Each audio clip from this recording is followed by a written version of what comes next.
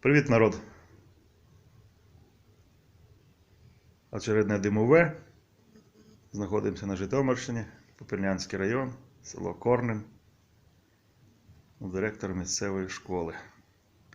Зв'язались по інтернету. Попросив зробити щось таке цікаве.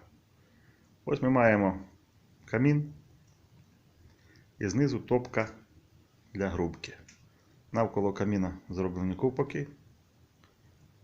Справа дві прочистки, де прочистки ковпаків. Маємо задвіжку зліва на камін, справа на грубку. Зараз горить все одночасно. І камін, і грубка. Камін тут буде така імпровізована кухня студія, гостинна. Тому попросив господар, щоб зробили так в півоборота сам камін. Задньою стіночкою камін і грубка виходить в спальню. Теж є прочистка, щоб була можливість з часом почистити. І наверху така імпровізована полка вийшла, щоб можна було посушити чи взуття, чи якийсь одяг і таке інше.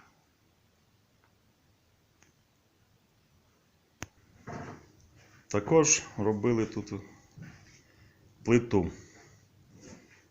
Досить незвична компоновка, тому що в кухню виходить тільки плита закритого типу з дверцятами і хлібна камера. Є можливість зверху теж щось посушити. Зліва, справа задвіжки. Ліва це для пару, права для диму. Плита топиться із коридора. Значить, маємо нішу для дров, піддувальну дверцята і топка.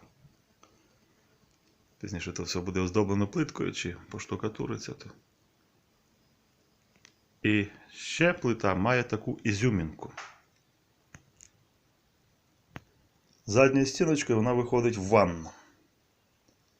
І в підйомному каналі тут вмонтований регістр, теплообмінник, який буде нагрівати воду для потреб господаря. З часом тут ніша закладеться цеглою і два канали залишаться для конвекції. Низом буде заходити холодне повітря і буде підніматись догори і виходити в ванну. Сам котел вмуровано таким чином, щоб в разі, якщо він прогорить, було легко його демонтувати. Тобто тут на попа стоїть цегла. І легко тоді розібрати і замінити на новий котел, на теплообмінник, не розбираючи при цьому основну кладку. Виникнуть питання? Задавайте, з радістю відповім. А на цьому поки що все. Пока-пока, народ. Сподіваюсь, що далі буде.